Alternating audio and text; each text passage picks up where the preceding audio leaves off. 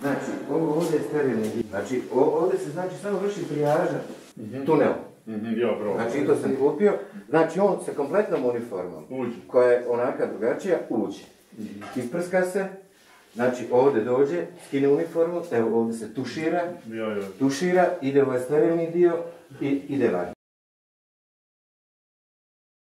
Tamo je pedijatrija, ovdje je ginekologija i da poradimo ženu. Ne znam ima koronavirus ili nema, sumnjiva je na koronavirus, ona dolazi ovdje. Znači, ovdje je porađeno i onda vidimo šta ćemo s njom.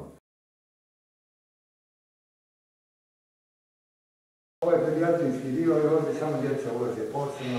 Posebno ima ovdje djeca. On ide ovdje i... Ovo je ambulanta. Bogatiji kroz scenarija koji nama krizni štab daje. Ja sam prvi počeo, zato sve ovo imam. 2 dana samo što radim dakle osnovno, da stavi.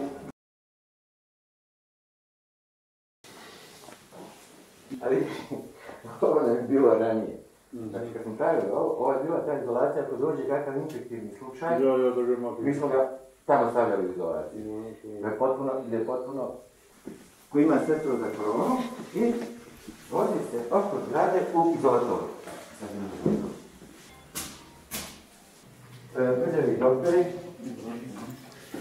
dolaze ovdje, ovdje oblače uniforme, tuširaju se i izlaze van. Inkubacija za djecu. Koliko imaš inkubacija? 1, 2, 3, 4, 5, 6. Ovdje je samo za pitanje. Ovo je operativna sala koju sam ja napravio, znači za ginekologiju, a ovdje će se operisati korona. Ovo je to. Je najsavremenija reč tehnike, nema ga niko u Bosni. Potpuno ide automatizovano, različitih pozicija. Svaka soba, dvokrevetne sobe sa kupatilom.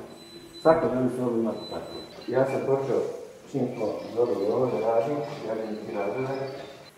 VT je montiran ovdje i radit će samo za koronavirusove novih 32 plasne CPS-a koji je sad tako konfiguriran da radi hoće.